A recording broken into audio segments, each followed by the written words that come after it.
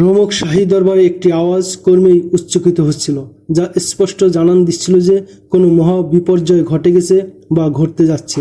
Rome সম্রাটের সামনে রোমীয় সেনাবাহিনীদের উচ্চপদস্থ সামরিক কর্মকর্তারা বসা ছিলেন। খবর পাওয়া গেছে মুসলিম বাহিনী ফারাস পর্যন্ত পৌঁছে গেছে, তবে এটা জানা সম্ভব হয়নি যে তাদের অভিপ্রায় কী। তারা কোনো ভালো নিয়তে আসেনি। পারসিকদের সম্পর্কে আপনি কোনো খবর জানতে পেরেছেন? মাদায়েন ছাড়া তাদের কাছে আর কিছুই নেই। তাহলে আর আমাদের অপেক্ষা করা ঠিক হবে না।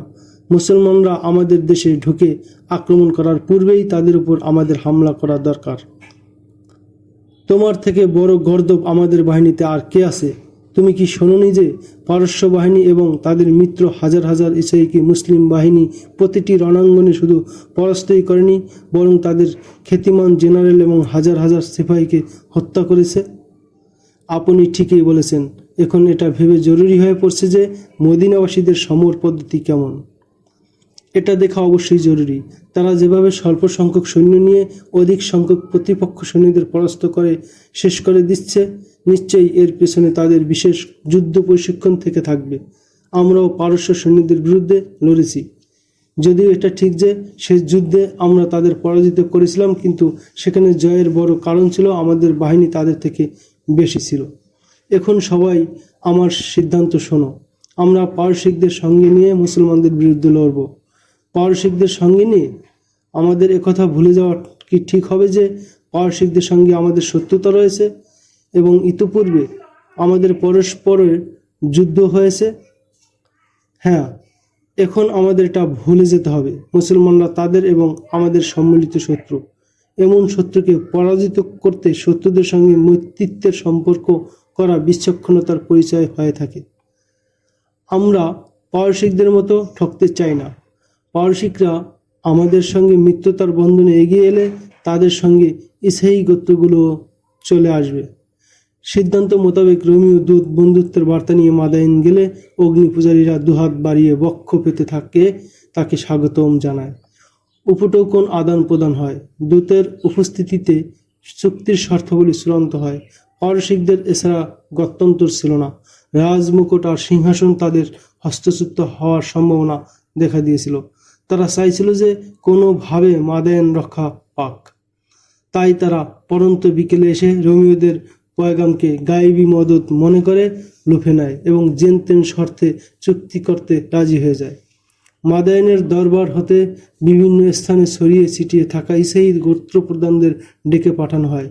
তারা ছিল বনু তাগাল্লুব, বনু নমর এবং বনু আয়াদ নামক ওই তিন গোত্র, যারা ইতিপূর্বে মুসলমানদের হাতে মার খেয়ে শোচনীয়ভাবে পরাজয় বরণ করেছিল।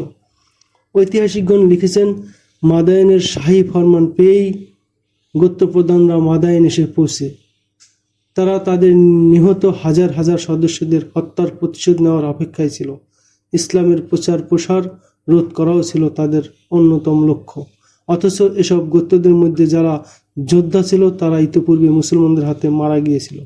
যুবক শ্রেণীর সংখ্যা ছিল খুবই কম। বেশিরভাগ লোক ছিল আধাবয়সী ও পৌর। ফারাজ অভিমুখে রওনা হওয়া ছিল হযরত খালিদ রাদিয়াল্লাহু তাআলা আনহু এর ব্যক্তিগত রায়। আমিরুল মুমিনিন হযরত আবু বকর রাদিয়াল্লাহু তাআলা আনহু তাদের কেবল পারস্যের বিরুদ্ধে যুদ্ধ করতে পাঠিয়েছিলেন। আমিরুল মুমিনিন রাদিয়াল্লাহু তাআলা আনহু এর এই আশাও ছিল না যে মুসলিম ক্ষুদ্র বাহিনীটি শক্তিধর পারস্যের বিরুদ্ধে অস্ত্র ধারণ করে টিকে থাকবে এবং তাদের পরাজিত করবে। কিন্তু আমিরুল মুমিনিন এত বেশি চ্যালেঞ্জ নিতে চান না যে বছরের পর বছর ধরে অবিরত লড়াই করে আরেকটি পরাশক্তি রোমীয়দের বিরুদ্ধে লড়াই করা হবে, কারণ রোম সৈন্যরা পারস্য সৈন্যদের চেয়ে গুণগতভাবে ভালো ছিল। এর সিদ্ধান্ত হযরত খালিদ রাদিয়াল্লাহু তাআলা আনহু এর সম্পূর্ণ একার ছিল যে ফারাজ গিয়ে রোম এবং পারসিকদের সীমান্ত পথ আটকে দিবেন। হযরত খালিদ রাদিয়াল্লাহু তাআলা আনহু নিশ্চিন্তে বসে থাকার মতো সালার ছিলেন না। পাশাপাশি তিনি রাসূলুল্লাহ সাল্লাল্লাহু আলাইহি ওয়াসাল্লামের সমর রীতির ঘোর সমর্থক ও ভক্ত ছিলেন। আর তা হলো শত্রুর মাথায় চড়ে বসা। শত্রুদের পক্ষ হতে আক্রমণের আশঙ্কা হলে তাদের হামলার অপেক্ষায় বসে না থাকা, বরং আক্রমণ করার আগেই তাদের উপর হামলা করা। হযরত খালিদ রাদিয়াল্লাহু তাআলা আনহু নিজের মধ্যে জিহাদি জোশ 100 ভাগ জাগ্রত করে রেখেছিলেন। হযরত খালিদ রাদিয়াল্লাহু তাআলা আনহু এর গোয়েন্দারা যখন তাকে রোম পারস্যের আতাত ও তাদের সমরযানের তথ্য জানায়, তখন তার চেহারা এত গম্ভীর হয়ে যায় যা ইতিপূর্বে খুব কমই দেখা গেছে। তিনি অনুধাবন করেন যে রোম পারস্য দুই বাহিনীর মাঝখানে তিনি চলে এসেছেন। একদিকে রোম বাহিনী আর অপর দিকে পারস্য বাহিনী। তাদের সঙ্গে ইসাই গোত্রের লোকেরাও ছিল। হযরত খালিদ রাদিয়াল্লাহু তাআলা আনহু এর সৈন্য সংখ্যা হ্রাস পেয়েছিল, কেননা প্রত্যেক বিজিত এলাকায় তাকে বেশ কিছু সংখ্যক সৈন্য রেখে আসতে হয়। একদিকে ছিল বিদ্রোহের আশঙ্কা, তেমনি ছিল অগ্নিপূজক পারসিকদের পক্ষ হতে জবাবি হামলার সম্ভাবনা। হযরত খালিদ রাদিয়াল্লাহু তাআলা আনহু 12 হিজরির রমজান মাসের শেষ সপ্তাহে ফারাজ গিয়ে পৌঁছান। তখন মুজাহিদ বাহিনী ছিল রোজাদার। মুসলিম বাহিনী ফোরাত নদীর এক পারে তাঁবু স্থাপন করে অবস্থান নেয়। ঠিক অপর পারে অবস্থান গ্রহণ করে রোম, পারস্য ও ইসাই বাহিনী। উভয় পারে সর্বক্ষণ শান্তি পাহারারত ছিল। টহলরত শান্তিরা ঘোড়ায় চেপে নদীর কূল দিয়ে টহল করে ফিরছিল। হযরত খালিদ রাদিয়াল্লাহু তাআলা আনহু নিজেও নদীর গা ঘেঁষে দূর দূরান্ত পর্যন্ত পায়চারি করতেন এবং শত্রুদের গতিবিধি পর্যবেক্ষণ করতেন। একদিন সন্ধ্যায় রোম ও ইরানিদের তাঁবুতে হইচই পড়ে যায় এবং তারা লড়াইয়ের জন্য প্রস্তুত হয়ে যায়। এর কারণ এই ছিল যে মুসলিম শিবির হতে একটি আওয়াজ হয়েছিল এবং আনন্দ সঙ্গীত বেজেছিল। সৈন্যরা মহড়া চালাচ্ছিল, কিন্তু শত্রুপক্ষ এটাকে যুদ্ধের সূচনা মনে করে পর্যবেক্ষণের জন্য তাদের সালার ও অন্যান্য সামরিক কর্মকর্তারা ফোরাতের তীরে ছুটে আসে। তাদের অশ্ব জিন ছাড়াই বাধা শত্রুদের কেউ জোর আওয়াজে বলে, তারা প্রস্তুত অবস্থায় নেয়। আরেকজন মন্তব্য করে, ওই যে দেখো। আরেকজন বলে, আকাশপানে চেয়ে দেখো, মুসলমানরা ঈদের চাঁদ দেখেছে। আজকের রাত এবং কাল সারাদিন তারা আনন্দ উৎসব করবে। পরদিন মুসলমানরা হইচই করে ঈদ উল ফিতরের খুশি উদযাপন করে। এই খুশিতে বিভিন্ন বিজয়ের আনন্দও সামিল ছিল। মুসলমানরা ঈদের নামাজ পড়তে দাঁড়ালে নদীর কূলে এবং মুসলিম শিবিরের আশেপাশে শান্তি বাড়িয়ে দেওয়া হয়, যাতে শত্রুরা নামাজের অবস্থায় আক্রমণ করতে না পারে। সম্মানিত মুজাহিদগণ, হযরত খালিদ রাদিয়াল্লাহু তাআলা আনহু নামাজের পর মুজাহিদদের উদ্দেশ্যে সংক্ষিপ্ত ভাষণ প্রদান করেন। নামাজের পর আপনারা এমনভাবে খুশি উদযাপন করবেন যাতে দুশমনরা বোঝে যে মুসলমানদের কোনো ধরনের আশঙ্কা নেই এবং তারা নিজেদের বিজয়ের ব্যাপারে পূর্ণ বিশ্বাসী। নদীর তীরে গিয়ে আনন্দ উৎসব করুন। যেভাবে আপনারা শত্রুদের উপর নিজেদের তলোয়ারের প্রভাব বিস্তার করেছেন, ঠিক সেভাবে আনন্দ ফুর্তি দ্বারা তাদের মনে ত্রাস সৃষ্টি করে দিন। কিন্তু বন্ধুগণ, একথা ভুলবেন না যে আপনারা আল্লাহর পক্ষ হতে আগত একের পর এক কঠিন পরীক্ষায় লিপ্ত। কিন্তু এবার আপনাদের সামনে সবচেয়ে কঠিন দুই পরাশক্তি। তাদের সঙ্গে আছে ইসাইদের মদত। আমি জানি দৈহিকভাবে আপনারা যুদ্ধের উপযোগী নন, কিন্তু আল্লাহ পাক আপনাদের যে আত্মিক শক্তি দিয়েছেন তা দুর্বল হতে দিবেন না, কারণ আপনারা ওই শক্তি বলেই শত্রুদের উপর বিজয়ী হয়ে আসছেন। আমি বলতে পারি না যে আগামীকাল কি হবে। যে কোনো ধরনের কোরবানির জন্য প্রস্তুত থাকবেন। আল্লাহ আপনাদের সহায় হন। হযরত খালিদ রাদিয়াল্লাহু তাআলা আনহু কথা শেষ করতেই মুজাহিদ বাহিনী এসে নারাধ্বনি দেয় যে তাদের নারাধ্বনিতে আসমান জমিন কেঁপে ওঠে।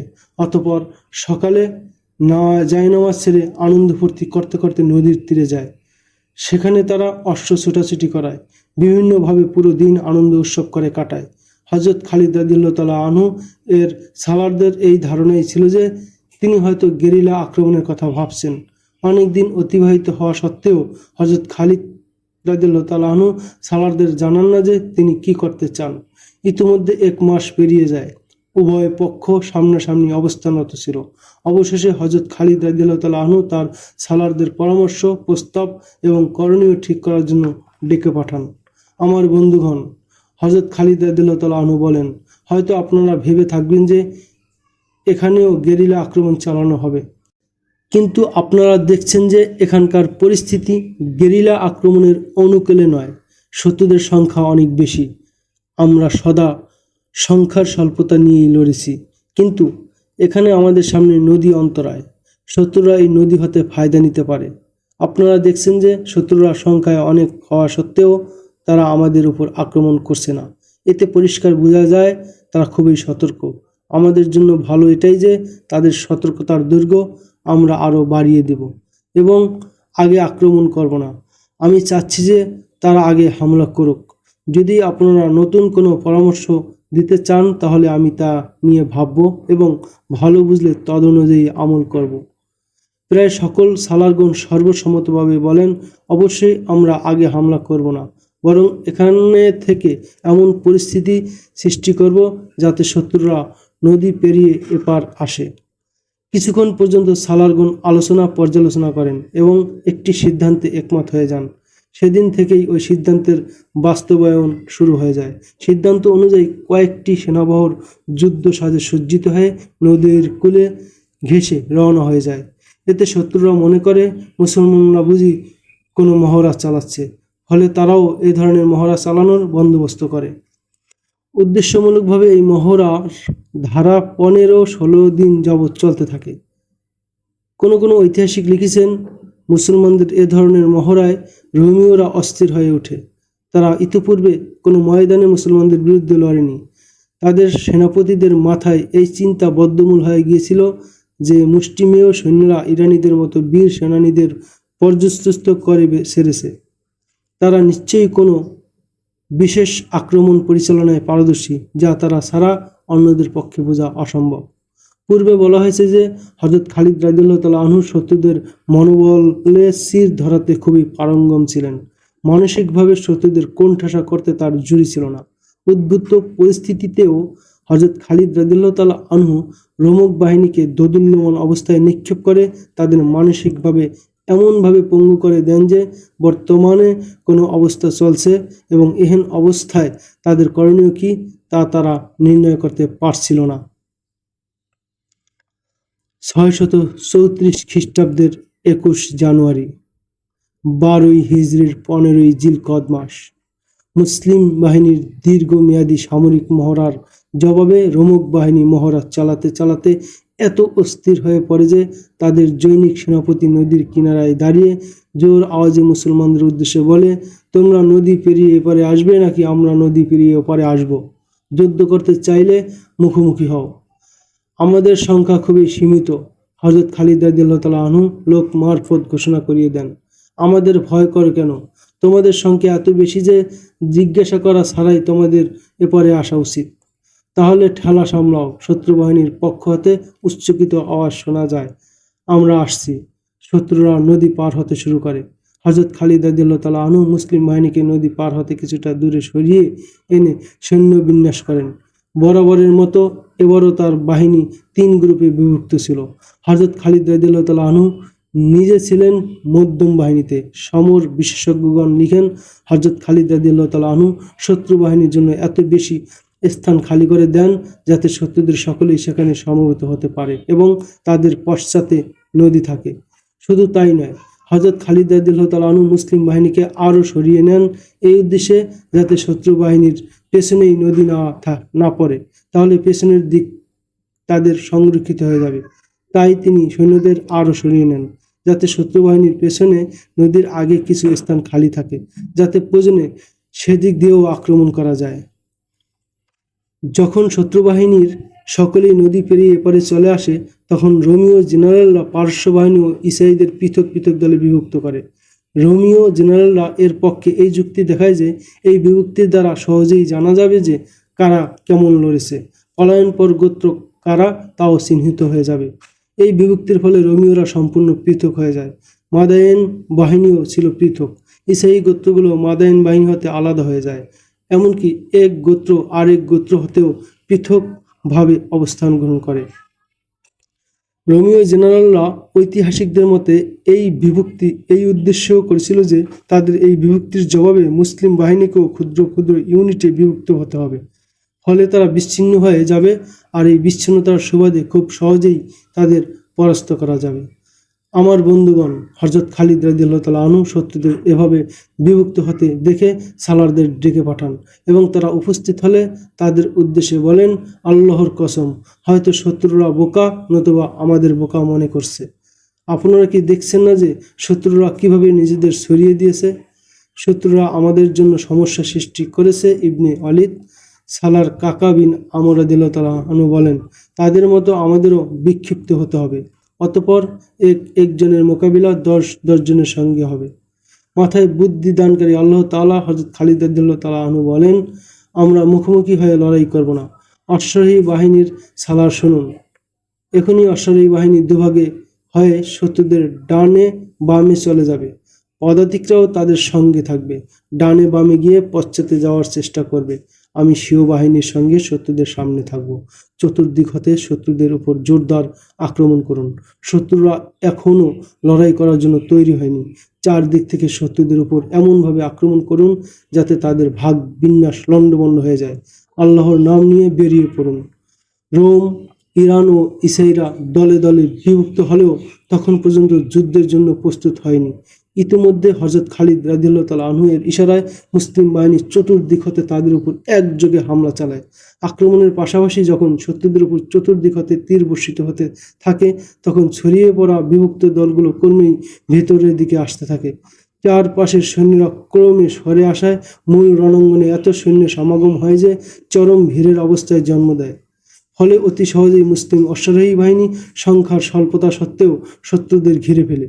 রণাঙ্গন সংকুচিত হয়ে ক্রমেই এত ভিড় ও চাপাচাপির অবস্থা সৃষ্টি হয় যে অশ্বগুলোকে এদিক ওদিক ফেরানোরও স্থান সংকুলন হয় না। ইরানি ও ইসরায়েলিরা প্রথম থেকেই মুসলমানদের ভয়ে ভীত ছিল।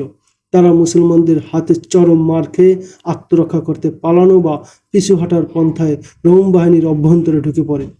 এতে করে সেখানেও মানবজট সৃষ্টি হয়। রোমীয়দের স্থান সংকুচিত হয়ে যাওয়ায় তারাও পূর্বের মতো স্বাধীন ও স্বাচ্ছন্দ্যে লড়তে পারে না। জটলা যতই বাড়তে থাকে, অশ্বারোহী বাহিনী অশ্বে চেপে তাদের প্রতি আক্রমণের মাত্রা ততই বৃদ্ধি করে। অশ্বারোহী বাহিনীর তীর বৃষ্টির মুখে শত্রুরা আরও সংকুচিত হয়ে যায়। তখন চতুর্দিকের বিক্ষিপ্ত শত্রু সৈন্য এক স্থানে এসে আত্মরক্ষার প্রচেষ্টায় অবতীর্ণ হয়।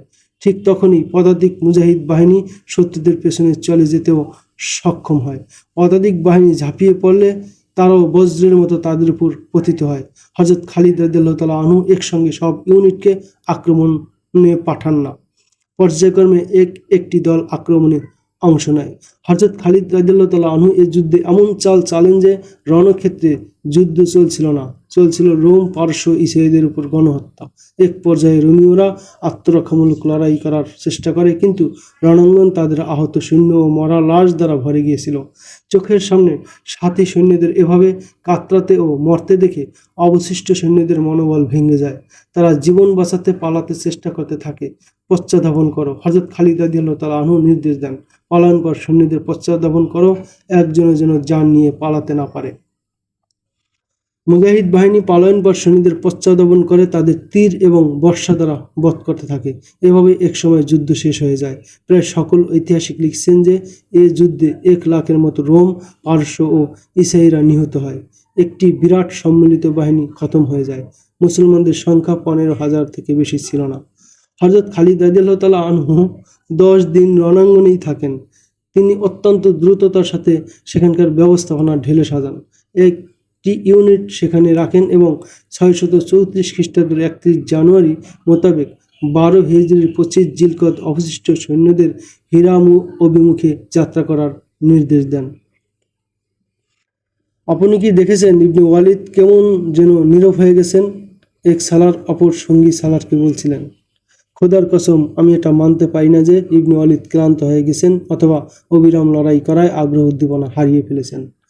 আর আমি এটাও মানব না যে ইবনে ওয়ালিদ এই ভয়ে ভীত হয়ে পড়েছেন যে তিনি স্বদেশ ছেড়ে এত দূরে এসে শত্রুর দেশের অভ্যন্তরে ঢুকে পড়েছেন। অপর সালার বলেন, তবে এটা ঠিক যে আমি অবশ্যই তাকে কোনো এক চিন্তায় বিভোর থাকতে দেখছি। ঠিকই বলেছেন, তিনি বিশেষ কোনো চিন্তায় বিভোর। জিজ্ঞাসা করলে হয় না?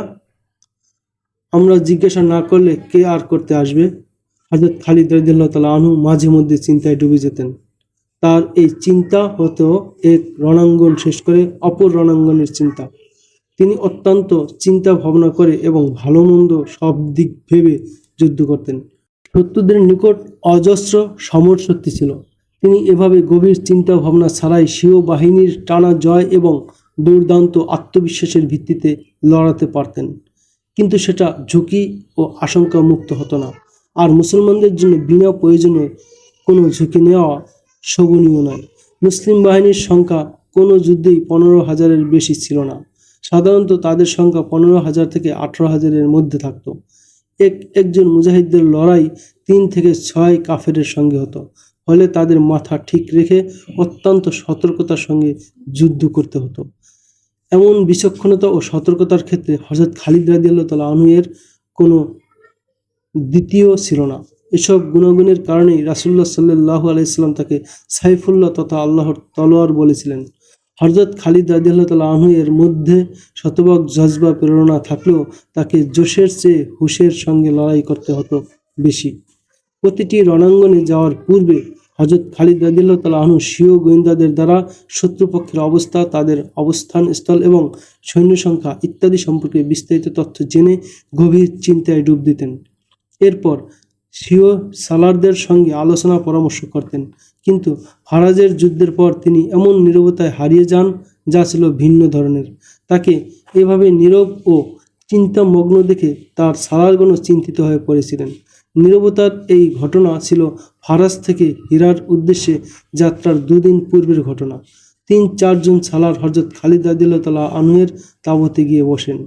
ইবনে ওয়ালিদ সালার কাকা বিন আমর রাদিয়াল্লাহু তাআলা বলেন, খোদার কসম, যে চিন্তায় আপনি ডুবন্ত নিশ্চয়ই তার সম্পর্কে কোনো যুদ্ধের সঙ্গে নয়।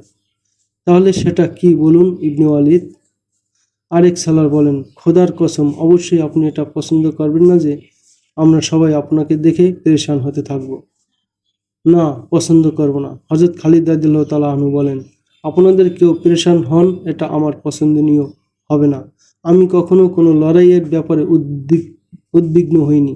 বিশাল বিশাল 3 বাহিনী মিলে আমাদের বিরুদ্ধে এসেছে, তারপরও আমি পেরেশান হইনি।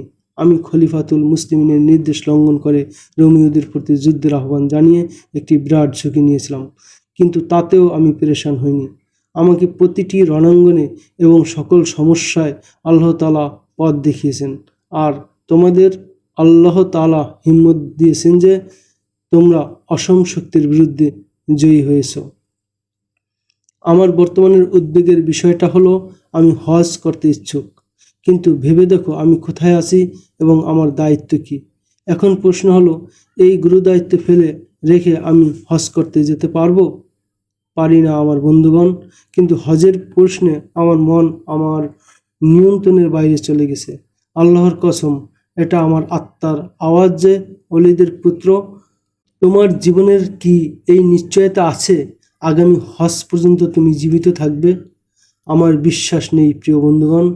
আমরা যে 2 শত্রু বাহিনীকে পরাস্ত করেছি, তোমরা তাদের সামরিক শক্তি সামর্থ্য দেখেছ, আর তোমরা এটাও দেখছো যে প্রত্যেকটি গোত্র সুযোগ পাওয়া মাত্রই ওই 2 বাহিনীর সঙ্গে গিয়ে মিলছে। সামনে এখন আমাদের রক্তক্ষয়ী যুদ্ধ রয়েছে। পারস্য ও রোমকরা আবার প্রস্তুতি নিয়ে আমাদের থেকে প্রতিশোধ গ্রহণ করতে আসবে। আমার মনে হচ্ছে আমার জীবনের দৌড় আর বেশি দিন বাকি নেই। হে আমার প্রিয় সাথীগণ, আমি কিছুই নই, তোমরাও কিছু নও, শুধু আল্লাহ আছেন আমাদের পক্ষে, তিনিই সব কিছু। তাহলে কেন আমি তার দরবারে, তার মহান গৃহে গিয়ে সেজদা দিব না? তোমরা কি আমাকে এই অনুমতি দিবে যে আমি নিজের পক্ষ হতে, তোমাদের সকলের পক্ষ হতে এবং প্রত্যেক মুজাহিদের পক্ষ হতে কাবা শরীফে গিয়ে আল্লাহর দরবারে শুকরিয়া আদায় করব? নিশ্চয়ই নিশ্চয়ই, এক সালার বলেন, যে জজবা ও অভিপ্রায়ের কথা আপনি বললেন তার বাস্তবায়ন কে রুখতে পারে? কিন্তু আপনি হজে যাবেন কিভাবে ইবনে ওয়ালিদ? মুসান্না বিন হারেসা জিজ্ঞাসা করেন। আপনার অনুপস্থিতিতে অনাকাঙ্ক্ষিত কিছু ঘটে গেলে, আমি কোনো যুদ্ধে মারা গেলে তোমরা কখনো এটা ভাববে না যে এখন কি হবে। হযরত খালিদ রাদিয়াল্লাহু তাআলা আনহু বলেন, আমি না থাকলে কি তোমাদের মনোবল ভেঙে যাবে? না না, এমন যেন না হয়। কাবা ঘরের মালিকের কসম, এমনটি হবে না। কাকা বিন আমর রাদিয়াল্লাহু তাআলা আনহু বলেন, আমাদের মধ্যে হতে একজনও জীবিত থাকলে সেই ইসলামের পতাকা ভুলুণ্ঠিত হতে দিব না। ইবনে ওয়ালিদ, আপনি এমন করতে পারেন যে আজই আপনি দূত পাঠিয়ে দিন যাতে সে আমিরুল মুমিনিন হতে আপনার হজে যাওয়ার অনুমতি নিয়ে আসে। যে চিন্তা আমাকে ভাবিয়ে তুলছে সেটা এটাই। হযরত খালিদ রাদিয়াল্লাহু তাআলা আনহু মুস্কি হেসে বলেন, আমি জানি আমিরুল মুমিনিন অনুমতি দিবেন না। তিনি এখানকার অবস্থা সম্পর্কে অবগত। যদি তিনি অনুমতিও দেন তবে এই আশঙ্কা সৃষ্টি হবে যে শত্রুরা জেনে যাবে ইবনে ওয়ালিদ চলে গেছে। আমি স্বীয় বাহিনীকেও এটা জানাতে চাই না যে আমি তাদের মাঝে নেই। আমি খুবই অল্প সময় নিয়ে যাব এবং হজ শেষ করে আবার ফিরে আসব। খোদার কসম, ওলীদের পুত্র মুসান্না বিন হারেসা বলেন, আপনি জানেন না যে আপনি যা বলছেন তা সম্ভব নয়। আল্লাহ অসম্ভবকে সম্ভব করে দেন। হযরত খালিদ রাদিয়াল্লাহু তাআলা আনহু বলেন, মানুষের কেবল হিম্মত করা দরকার। আমি তোমাদের খুলে বলছি যে আমি কি করব এবং কোন রাস্তা দিয়ে যাব। হযরত খালিদ রাদিয়াল্লাহু তাআলা আনহু উপস্থিত সাহাবাদের প্রথমে তার ইচ্ছার কথা জানান, এরপর ওই পথের কথা বলেন যে পথ দিয়ে তিনি মক্কায় গিয়ে হজ করে আবার ফিরে আসবেন। হজ্জের মাত্র 14 দিন বাকি ছিল, অথচ ফারাজ থেকে মক্কার দূরত্ব ছিল দ্রুততার সঙ্গে চললেও 2.5 মাস থেকে কিছু বেশি। হযরত খালিদ রাদিয়াল্লাহু তাআলা আনহু এর প্রয়োজন ছিল কোনো সংক্ষিপ্ত পথ, কিন্তু কোনো রাস্তা সংক্ষিপ্ত ছিল না। হযরত খালিদ রাদিয়াল্লাহু তাআলা আনহু বণিক গোত্রের লোক ছিলেন। ইসলাম গ্রহণের পূর্বে তিনি বাণিজ্য উপলক্ষে দীর্ঘ এবং কঠিন সফর করেছিলেন। তিনি এমন রাস্তা সম্পর্কে অবহিত ছিলেন যা সাধারণ রাস্তা ছিল না, বরং সেটা রাস্তা হিসেবে অবহিত হওয়ারই যোগ্য ছিল না। হযরত খালিদ রাদিয়াল্লাহু তাআলা আনহু তার সালারদের এমনই এক রাস্তা সম্পর্কে অবগত করান। খোদার কসম, ইবনে ওয়ালিদ মুসান্না বিন হারেসা বলেন, আপনার মাথা খারাপ না হলেও এখন আপনি এমন কথা বললেন যা এমন কেউ বলতে পারে না যার মাথা ঠিক আছে। আপনি যে রাস্তার কথা বললেন তা মূলত কোনো রাস্তাই নয়, সেটি একটি এলাকা মাত্র। আর সে এলাকা দিয়ে বইতে মরু ঝড়ও ভীতকম্পিত হয়। আপনি মরার আর কোনো পথ পান না? আমি কি ওই এলাকা চিনি না? যে আল্লাহ আমাদের এত বিশাল শক্তিধর শত্রুর বিরুদ্ধে জয়ী করেছেন, তিনিই আমাকে এ এলাকা পার হওয়ার ব্যবস্থা করে দিবেন। হযরত খালিদ রাদিয়াল্লাহু তাআলা আনহু কথাটি মুচকি হেসে বললেও কথার মধ্যে দৃঢ়তা এবং যথেষ্ট আত্মবিশ্বাস ছিল। আমি বিশ্বাস করি যে তোমরা আমাকে যেতে বাধা দিবে না এবং এই গোপন কথা এই তাঁবুর বাইরে যেতে দিবে না। আমি এই রহস্যটি আমিরুল মুমিনিনকেও জানাবো না। আমিরুল মুমিনিন হজে আসলে কি করবেন? এক সালার জানতে চান। আমি তাকে আমার চেহারা দেখাবো না। হযরত খালিদ রাদিয়াল্লাহু তাআলা আনহু বলেন, তোমরা আমার জন্য অবশ্যই দোয়া করবে। আমি প্রতিশ্রুতি দিচ্ছি যে আমি এমনভাবে তোমাদের সঙ্গে এসে মিলিত হব যে তোমরা বলবে লোকটি মধ্যপথ হতে ফিরে এসেছে। বেশিরভাগ ঐতিহাসিক, বিশেষত আল্লামা তাবরী রহমতুল্লাহ আলাইহি এই ঘটনা বর্ণনা করেছেন যে হযরত খালিদ রাদিয়াল্লাহু তাআলা আনহু 12 হিজরির হজ কিভাবে পালন করেন। সে সময় তার লড়াই চলছিল পারসিকদের সঙ্গে এবং রোম সাম্রাজ্যের মধ্যে ঢুকেও তিনি আক্রমণ করেছিলেন। এই সম্ভাবনা সব সময় ছিল যে এই দুই সাম্রাজ্যের পক্ষ হতে যে কোনো সময় জবাবি হামলা আসতে পারে। এই দিক বিবেচনায় হযরত খালিদ রাদিয়াল্লাহু তাআলা আনহুর পক্ষে রণাঙ্গন থেকে দূরে থাকার বিন্দুমাত্র অবকাশ ছিল না। কিন্তু হজের ইচ্ছা এত প্রচণ্ড হয়েছিল যে তিনি তা দমাতে পারেননি। প্রথমেই বলা হয়েছে যে মুসলিম বাহিনী ফারাস থেকে হীরা অভিমুখে যাত্রা করে চলছিল। হযরত খালিদ রাদিয়াল্লাহু তাআলা আনহু পুরো বাহিনীকে 3 ভাগে বিভক্ত করেন। একটি দল ছিল সর্বাগ্রে, দ্বিতীয় দলটি তার পেছনে এবং তৃতীয় দলটি ছিল পশ্চাৎভাগে। হযরত খালিদ রাদিয়াল্লাহু তাআলা আনহু বিশেষভাবে ঘোষণা করিয়ে দেন যে তিনি পশ্চাৎ দলের সঙ্গে অবস্থান করবেন। হীরা পৌঁছতে সৈন্যদের কোনো তাড়া ছিল না। দ্রুততার প্রশ্ন তখনই থাকে যখন কোথাও হামলা করার পরিকল্পনা থাকে, অথবা এমন সংবাদ পাওয়া যায় যে অমুক স্থানে শত্রুরা হামলা করার প্রস্তুতি নিচ্ছে। বর্তমানে এমন কোনো পরিস্থিতি ছিল না। মুসলিম বাহিনীর চলার গতি তীব্র না হওয়ার একটি কারণ তো এই ছিল যে এখন তারা কোনো রণাঙ্গনের উদ্দেশ্যে চলছিল না, বরং নিজেদের জয়কৃত এলাকায় যাচ্ছিল। আরেকটি কারণ এই ছিল যে মুজাহিদগণ একাধারে লড়াই করে যাচ্ছিলেন। অগ্রাভিযান পরিচালনা করতে করতে তাদের দেহ সুলত হয়ে গিয়েছিল।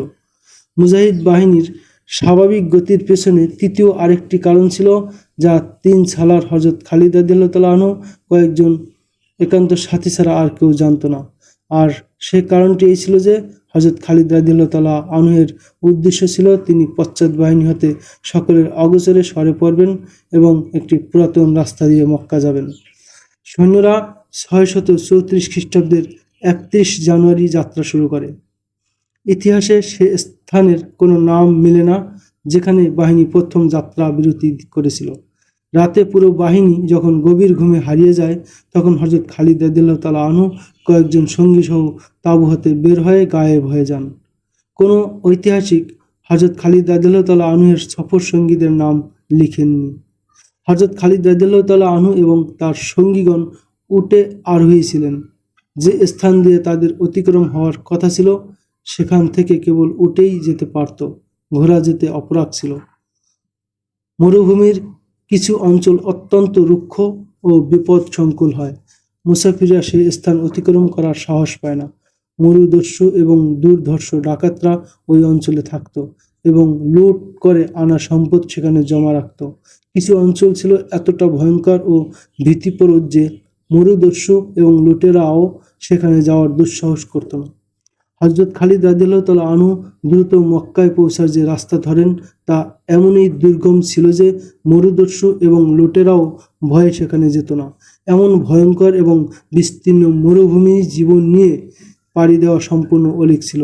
কিন্তু হযরত খালিদ রাদিয়াল্লাহু তাআলা আনহু 24 ঘন্টার দূরত্ব 1 মিনিটেই পাড়ি দিতে চান। তার প্লাস পয়েন্ট শুধু এই ছিল যে তখন শীত মৌসুম চলছিল, কিন্তু হাজার হাজার মাইল পর্যন্ত পানির নামগন্ধও ছিল না। মরুভূমির আরেকটি বিপদ ছিল মাটি ও বালুর ওইসব টিলা যাদের আকার আকৃতি ছিল আজব ধরনের। এগুলো মাইলকে মাইল জুড়ে বিস্তৃত ছিল। কতক টিলা ছিল বিশাল দৈর্ঘ্যের, কতক গোলাকার এবং কতক উঁচু উঁচু খাম্বার মতো দাঁড়ানো। এসব অঞ্চল ছিল সাদৃশ্যপূর্ণ এবং দৃষ্টিভ্রমের মতো। এই অঞ্চলে পা দিলে বিভ্রান্ত হওয়ার প্রবল সংখ্যা ছিল। ঘুরে ঘুরে মানুষ সেখানেই থাকত, অথচ মনে করত অনেক পথ পাড়ি দিয়ে ফেলেছে। মাসকে মাস চলেও সে পথ শেষ হতো না। কাছে থাকা মজুদ পানীয় পান করে করে একদিন শেষ হয়ে যেত। তৎকালীন যুগের ইতিহাস পাঠ করে জানা যায় মরুভূমির রূঢ়তা, কঠিনত্ব এবং বিপদ সংখ্যা এত বেশি ছিল যে না দেখলে কল্পনা করা যায় না। কিছু কিছু স্থানে উট এমনভাবে ভীত হয়ে এদিক সেদিক চলতে থাকে যেন সে এমন কিছু দেখেছে মানুষের নজরে পড়ে না। উট মরুপ্রাণী হওয়ার সুবাদে ওই পানীয় চুষে ফেলে যা মাটির তলে থাকে। কোথাও ঝর্ণা থাকলে চোখে দেখা যায় না গেলেও উট নিজে নিজে সেদিকে চলে যায়। উট দূর হতে বিপদের গন্ধও পায়। হযরত খালিদ রাদিয়াল্লাহু তাআলা আনহু এবং ছোট কাফেলার উটগুলো কয়েক স্থানে ভীত সন্ত্রস্ত হয়ে পড়ে। আরোহীরা এদিক ওদিক এবং নিচে তাকায়, কিন্তু সন্দেহ করার মতো কোনো কিছু তাদের নজরে পড়ে না।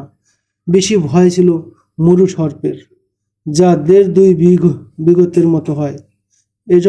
এসব সাপ দুনিয়ার অন্যান্য দেশের সাপের মতো সমক্ষ ভাগ দিয়ে চলে না, বরং পার্শ্ব দেশ বেয়ে চলে। মানুষ বা কোনো প্রাণীকে দংশন করলে 2-4 মিনিটেই তার মৃত্যু হয়ে যায়। মরুবিশ্বও সাপের মতো বিষাক্ত হয়। ঐতিহাসিক ইয়াকুবি হযরত খালিদ রাদিয়াল্লাহু তাআলা আনহু এর এই সফরনামা বর্ণনা করতে গিয়ে বিস্ময় প্রকাশ করেছেন। তিনি তার যুগের কোনো আলেমের হাওলা দিয়ে লিখেন যে এক ধরনের মুজিজা হলো যা আল্লাহর নবীদের দ্বারা দেখান, আর হযরত খালিদ রাদিয়াল্লাহু তাআলা আনহু এর এই হজ্জের সফর ওই মুজিজার অন্তর্গত ছিল, যা মানুষ কেবল আল্লাহর শক্তির সাহায্যে করে দেখাতে পারে। হযরত খালিদ রাদিয়াল্লাহু তাআলা আনহু সফর সঙ্গী সহ সময় মতো মক্কায় পৌঁছে যান। এ খবর তাকে উদ্বিগ্ন করে তোলে যে খলিফাতুল মুসলিমিন হযরত আবু বকর রাদিয়াল্লাহু তাআলা আনহু হজ আদায় করতে এসেছেন। হযরত খালিদ রাদিয়াল্লাহু তাআলা আনহু সুন্নত অনুযায়ী নিজের মাথা খুর দ্বারা মুন্ডান। তিনি সঙ্গীদের বলেন তিনি স্বীয় চেহারা লুকিয়ে রাখবেন যাতে কেউ তাকে চিনতে না পারে। হজ আদায়ের পর হযরত খালিদ রাদিয়াল্লাহু তাআলা আনহু অতি অল্প সময়ে পানি এবং পথের পাথেয় জোগাড় করে প্রত্যাবর্তনের উদ্দেশ্যে যাত্রা শুরু করেন। এটা বলা ভুল হবে না যে তিনি দ্বিতীয়বারের মতো আবার মৃত্যু উপত্যকায় প্রবেশ করেন। সকল ঐতিহাসিক লিখেন যে হযরত খালিদ রাদিয়াল্লাহু তাআলা আনহু হজ শেষে তখন হীরা পৌঁছেন। ফারাজ হতে রওনা হওয়া ইসলামী বাহিনী যখন সবেমাত্র হীরায় প্রবেশ করা শুরু করে, পশ্চাৎ যে দলটিতে হযরত খালিদ রাদিয়াল্লাহু তাআলা আনহু এর থাকার কথা ছিল সেটি তখনও হীরা থেকে কিছু দূরে ছিল। হযরত খালিদ রাদিয়াল্লাহু তাআলা আনহু নীরবে পশ্চাৎ দলের সঙ্গে এসে মিলিত হন এবং হীরায় এমনভাবে প্রবেশ করেন যেন তিনি সকলের সঙ্গে ফারাজ হতে আসছেন। ঐতিহাসিকগণ লিখেন, সৈন্যরা যখন দেখে যে তাদের সর্বাধিনায়ক সহ কয়েকজনের মাথা খুর দ্বারা মুণ্ডানো, তখন মুসলিম বাহিনীর মধ্যে বিভিন্ন ধরনের কথা ও মন্তব্য হতে থাকে। কিন্তু মাথা মুণ্ডানো কোনো আজব কিছু ছিল না। হযরত খালিদ রাদিয়াল্লাহু তাআলা আনহু যদি নিজেও সবাইকে জানাতেন যে তিনি সদ্য হজ করে এসেছেন, তবে কেউ বিশ্বাস করত না। প্রসিদ্ধ ঐতিহাসিক হযরত তাবারী রহমতুল্লাহ আলাইহি লিখেন যে হযরত খালিদ রাদিয়াল্লাহু তাআলা আনহু নিশ্চিন্ত ছিলেন এই ভেবে যে মক্কায় তাকে কেউ চেনেননি। ইতিমধ্যে 4 মাস পেরিয়ে যায়। কিসরার বিরুদ্ধে সামরিক কার্যকলাপ শেষ হয়ে গিয়েছিল। ইরাকের অনেক ভূখণ্ড কিসরার অধীন হতে ছিনিয়ে নিয়ে তা ইসলামী সাম্রাজ্যের অন্তর্গত করা হয়েছিল। কিসরার সামরিক শক্তি নিঃশেষ হয়ে গিয়েছিল। অগ্নিপূজক পারসিকদের সকল দাপট ও দম্ভ চূর্ণ বিচূর্ণ হয়ে গিয়েছিল। চিরদিনের জন্য না হলেও এক দীর্ঘ সময়ের জন্য এই আশঙ্কা শেষ হয়ে গিয়েছিল যে পারস্য বাহিনী হামলা করে মুসলমানদের মূলোৎপাটন করবে। পারসিকদের নামকরা জেনারেল কারেন, হুরমুজ, বাহমান, জজুবা, আন্দারগজ, রোজবাহ, জরমেহে সহ আরও যেসব সামরিক ব্যক্তিবর্গের সুনাম ও ত্রাস প্রসিদ্ধ ছিল, তাদের সকলে হযরত খালিদ রাদিয়াল্লাহু তাআলা আনহু ও তার মুজাহিদ বাহিনীর হাতে বিভিন্ন রণাঙ্গনে নিহত হয়েছিল। এ জাতীয় জেনারেল তৈরি করার জন্য দীর্ঘ সময়ের প্রয়োজন। ইরানিরা একদিন যেসব আরব মুসলমানদেরকে আরব বুদ্ধ ও ডাকু বলে অভিহিত করেছিল, বর্তমানে সমগ্র ইরাক এবং মাদায়েনের শাহী মহলগুলোতেও সেসব মুসলমানদের নামে ত্রাস সৃষ্টি হয়ে গিয়েছিল। মুসলমানদের নাম শুনে একদিন যারা নাক ছিটকিয়েছিল, এখন তারা তাদেরকে মর্যাদার চোখে দেখতে শুরু করছিল। সবচেয়ে বড় বিজয় এটা ছিল যে ইসলামের শান শওকত ও প্রভাব সারা ইরান জুড়ে বিস্তার লাভ করছিল। হযরত খালিদ রাদিয়াল্লাহু তাআলা আনহু হিরায় 4 মাস অবস্থান করে মুজাহিদদের আরাম করার অবকাশ দেন। এ সময়ও তিনি এই খেয়ালে জঙ্গি প্রশিক্ষণ অব্যাহত রাখেন যেন তারা অলস না হয়ে যায় এবং তাদের রণশক্তিতে ভাটা না পড়ে। এ সময়ের মধ্যে হযরত খালিদ রাদিয়াল্লাহু তাআলা আনহু বিজিত এলাকাগুলোর প্রশাসন ও ব্যবস্থাপনা ঢেলে সাজান এবং জাকাত, ট্যাক্স ও কর উসুলের ব্যবস্থাপনাও উন্নত করেন। 634 খ্রিস্টাব্দের মে মাসের শেষ সপ্তাহে হযরত খালিদ রাদিয়াল্লাহু তাআলা আনহু আমিরুল মুমিনিন রাদিয়াল্লাহু তাআলা আনহু-এর প্রেরিত পত্র পান। পত্রের প্রথম লাইন ছিল হযরত খালিদ রাদিয়াল্লাহু তাআলা আনহু-এর হজ বিষয়ক, যে ব্যাপারে হযরত খালিদ রাদিয়াল্লাহু তাআলা আনহু পূর্ণ নিশ্চিন্ত ছিলেন যে আমিরুল মুমিনিন তার হজ পালন সম্পর্কে অবহিত নন। হযরত আবু বকর রাদিয়াল্লাহু তাআলা আনহু পত্রে হযরত খালিদ রাদিয়াল্লাহু তাআলা আনহু-এর হজের প্রতি ইশারা করে শুধু এতটুকু লিখছিলেন যে ভবিষ্যতে এমনটি আর না করা চাই। অবশিষ্ট পত্রের বিবরণ ছিল নিম্নরূপ: বিসমিল্লাহির রহমানির রহিম। আতিক বিন আবু কুহাফা এর পক্ষ হতে খালিদ বিন ওলীদের নামে। এখানে স্মরণযোগ্য যে প্রথম খলিফাকে বলা হয় হযরত আবু বকর রাদিয়াল্লাহু তাআলা আনহু, কিন্তু এ উপাধি রাসূলুল্লাহ সাল্লাল্লাহু আলাইহি ওয়াসাল্লাম তাকে দিয়েছিলেন। আসসালামু আলাইকুম। সমস্ত প্রশংসা আল্লাহ তাআলার, যিনি ব্যতীত কোনো মাবুদ নেই। দুরুদ ও সালাম মুহাম্মদ রাসূলুল্লাহ সাল্লাল্লাহু আলাইহি ওয়াসাল্লামের প্রতি। হিরা হতে রওনা হয়ে সিরিয়ার রোম সাম্রাজ্যের অন্তর্গত এলাকা ওই স্থানে চলে যাও যেখানে ইসলামী বাহিনী অবস্থানরত, যেখানে মুসলিম বাহিনী সুবিধাজনক পর্যায়ে নেই, বিপর্যয়ের মুখে। আমি তোমাকে তোমার সাথে থাকা বাহিনী এবং যাদের সাহায্যের জন্য তুমি যাচ্ছ সকল সৈন্যের সর্বাধিনায়ক নিযুক্ত করছি। রোমকগণের উপর জোরদার হামলা করো। আবু উবাইদা এবং তার সঙ্গে থাকা সকল সালার তোমার অধীনস্থ হবে। আবু সুলাইমান হযরত খালিদ রাদিয়াল্লাহু তাআলা আনহু-এর অপর নাম। দৃঢ় প্রত্যয় নিয়ে যাত্রা করো।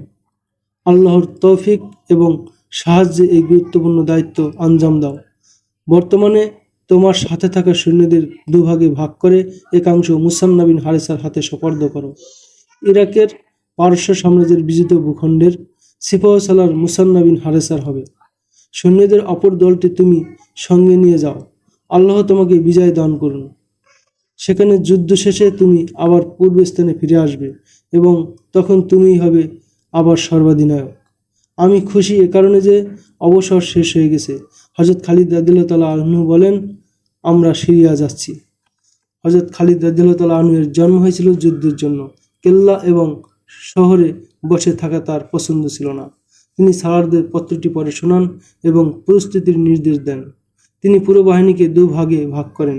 ঐতিহাসিকগণ লিখেছেন, হযরত খালিদ রাদিয়াল্লাহু তাআলা আনহু সকল সাহাবাকে নিজের সঙ্গে রাখেন। সাহাবায়ে কেরামকে সৈন্যদের মাঝে মর্যাদা ও শ্রদ্ধার দৃষ্টিতে দেখা হতো। ওলীদের পুত্র হযরত মুসান্না বিন হারিসা রাদিয়াল্লাহু তাআলা আনহু বলেন, খোদার কসম, আপনি যে ভাগ করেছেন তাতে আমি রাজি নই। আপনি নবীজির সকল সাহাবাকে নিজের সঙ্গে নিয়ে যাচ্ছেন। সাহাবায়ে কেরামকেও সমান ভাগে ভাগ করুন। অর্ধেক সাহাবী আপনার সঙ্গে যাবেন আর বাকি অর্ধেক আমার সঙ্গে থাকবেন। আপনি কি জানেন না যে আল্লাহ তাআলা তাদেরই উসিলায় বিজয় দান করেন? হযরত খালিদ রাদিয়াল্লাহু তাআলা আনহু মুস্কি হেসে সাহাবায়ে কেরামকে হযরত মুসান্না বিন হারিসার ইচ্ছেমতো ভাগ করেন এবং স্বীয় বাহিনীর সালারদের এই নির্দেশ দেন যে যত দ্রুত সম্ভব প্রস্তুতি সম্পন্ন করে ফেলো।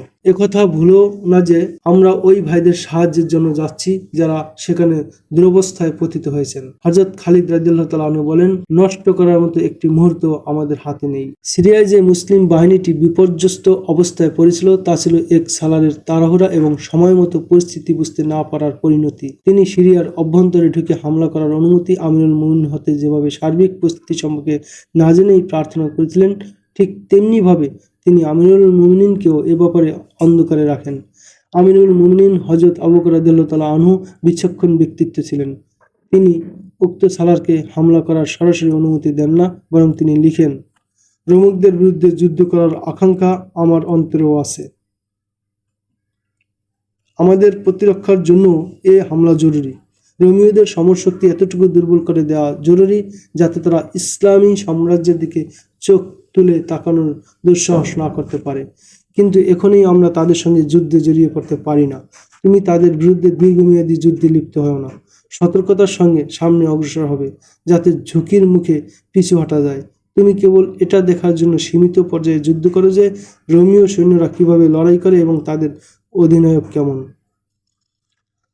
আমিরুল মুমিনিন স্পষ্ট ভাষায় লিখেন যে স্বীয় বাহিনীকে এমন অবস্থায় নিক্ষেপ করবে না যে পিছু হটা লাগে, এমনকি পিছু হটেও দাঁড়াবার জায়গা থাকে না।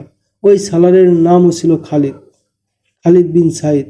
কিন্তু যুদ্ধের ময়দানে তিনি হযরত খালিদ বিন ওয়ালিদ রাদিয়াল্লাহু তাআলা আনহু এর ধারে কাছেও ছিলেন না। তাকে একটি সীমান্তরক্ষী বাহিনীর কমান্ডার বানানো হয়েছিল। তার মধ্যে সমর যোগ্যতা ও অনুপ্রেরণা ভরপুর ছিল, কিন্তু হযরত খালিদ বিন ওয়ালিদ রাদিয়াল্লাহু তাআলা আনহু এর মতো তার রণাঙ্গনের অভিজ্ঞতা ছিল না। আমিরুল মুমিনিন মূলত খালিদ বিন সাইদকে সীমান্ত পাহারা দেওয়ার জন্য পাঠিয়েছিলেন। এ রক্ষী বাহিনীর হেডকোয়ার্টার ছিল তিমা নামক স্থানে। জৈনিক ঐতিহাসিক লিখেছেন, হযরত খালিদ বিন ওয়ালিদ রাদিয়াল্লাহু তাআলা আনহু এর ধারাবাহিক সাফল্য দেখে খালিদ বিন সাইদ মনে করেন যে খালিদ বিন ওয়ালিদ যেভাবে পারস্য পরাভূত করেছে, ঠিক তেমনি আমিও রোমীয়দের পদানত করে হযরত খালিদ বিন ওয়ালিদের মতো সুনাম অর্জন করব। এক ইউরোপীয় ঐতিহাসিক হেনরি মিথ এটাও লিখছেন যে খলিফা হযরত আবু বকর রাদিয়াল্লাহু তাআলা আনহু খালিদ বিন সাইদের নেতৃত্ব ও যোগ্যতা সম্পর্কে পূর্ণ অবগত ছিলেন, তাই তিনি তাকে বড় মাপের যুদ্ধ হাতে বিরত রেখেছিলেন। কিন্তু তিনি খালিদ বিন সাইদের কথার জাদুতে পড়ে যান। হযরত খালিদ বিন ওয়ালিদ রাদিয়াল্লাহু তাআলা আনহু ফারাস নামক স্থানে রোমীয়দের সঙ্গে যুদ্ধ করেছিলেন, কিন্তু তিনি সীমান্ত থেকেই যুদ্ধ করেন। সীমান্ত ছেড়ে সামনে অগ্রসর হওয়ার মতো ভুল তিনি করেননি। এর বিপরীতে খালিদ বিন সাইদ আমিরুল মুমিনিনের জবাব পেয়েই তার বহরকে যাত্রা করার নির্দেশ দেন এবং সিরিয়ার সীমান্তে ঢুকে যান। তখন সিরিয়ায় হিরাকেল রোম সম্রাট ছিলেন। তার সমর জ্ঞান ও অভিজ্ঞতা ছিল প্রচুর।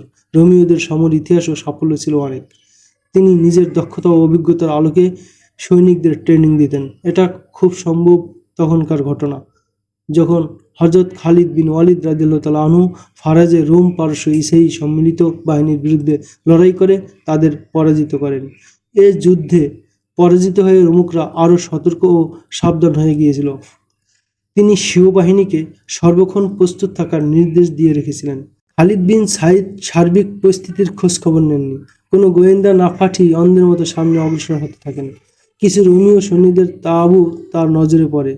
তিনি শিকারকে সামনে দেখে ডান বাম কিছু চিন্তা না করেই তাদের উপর ঝাঁপিয়ে পড়েন। রোমীয়দের সেনানায়ক ছিল বাহান। সমর চালের দিক দিয়ে তিনি ছিলেন হযরত খালিদ বিন ওয়ালিদ রাদিয়াল্লাহু তাআলা আনহু এর মতো সমান দক্ষ ও অভিজ্ঞ। খালিদ বিন সাইদ বুঝতে পারেন না যে রোমীয়দের মুষ্টিমেয় যে বহরটির উপর তিনি হামলা করেছেন তা ছিল হাড়ির চাউলের মতো। তিনি এদেরকেই পুরো বাহিনী মনে করে স্বীয় বহর নিয়ে তাদের মাঝে হারিয়ে যান। কিছুক্ষণ পর তার হুঁশ হয় যে তার বহরটি রোমীয়দের ঘেরাওয়ের কবলে পড়ে গেছে। আরও অনেক শত্রু সৈন্য পেছন দিক হতে তাদের উপর আক্রমণ করার জন্য দ্রুত গতিতে ছুটে আসছে। খালিদ বিন সাইদের জন্য তার বাহিনীকে বাঁচানো অসম্ভব হয়ে যায়। উপায়ন্তর না দেখে তিনি স্বীয় দেহরক্ষীদের নিয়ে রণাঙ্গন হতে পালিয়ে যান এবং অবশিষ্ট বাহিনীকে রোমীয়দের দয়ার উপর ছেড়ে যান। মুসলমানদের ওই বহরে প্রখ্যাত যোদ্ধা হযরত ইকরামা বিন আবু জাহল রাদিয়াল্লাহু তাআলাও ছিলেন। কঠিন দুর্যোগময় মুহূর্তে তিনি হতাশ বাহিনীর কমান্ড নিজের হাতে নিয়ে নেন এবং অত্যন্ত সূক্ষ্ম চাল চেলে মুসলিম বহরকে ধ্বংসের হাত থেকে রক্ষা করেন। প্রাণহানি তো ঘটেই, আহতদের সংখ্যাও ছিল প্রচুর। খালিদ বিন সাইদের পলায়নের কারণে পুরো বাহিনী যুদ্ধবন্দী হওয়ার উপক্রম হয়েছিল। হযরত ইকরামা রাদিয়াল্লাহু তাআলা আনহু কমান্ড হাতে নিয়ে তাদের বন্দী হওয়ার অপমান হতে রক্ষা করেন। ঘটনা মদিনায় পৌঁছলে খলিফাতুল মুসলিমিন খালিদ বিন সাইদকে অপসারণ করে মদিনায় ডেকে পাঠান। খলিফাতুল মুসলিমিন এ ঘটনায় এত বেশি রাগান্বিত হন যে তিনি ভরা মজলিসে খালিদ বিন সাইদকে কাপুরুষ এবং অযোগ্য বলেন। খালিদ বিন সাইদ নীরবে কালাতিপাত করতে থাকেন। তার মতো দুঃখিত ও বিপর্যস্ত আর কেউ ছিল না। পরিশেষে আল্লাহ তার ডাক শোনেন। অনেকদিন পর যখন মুসলিম বাহিনী সিরিয়ায় নিয়মিত যুদ্ধ পরিচালনা শুরু করেছিলেন, তখন সিরিয়ার উদ্দেশ্যে যাওয়া একটি বাহিনীর সঙ্গে খালিদ বিন সাইদকে যাওয়ার অনুমতি দেওয়া হয়। তিনি নিজের নাম হাতে পরাজয়ের দাগ এভাবে মুছেন যে বীর বিক্রমে লড়ে শহীদ হয়ে যান।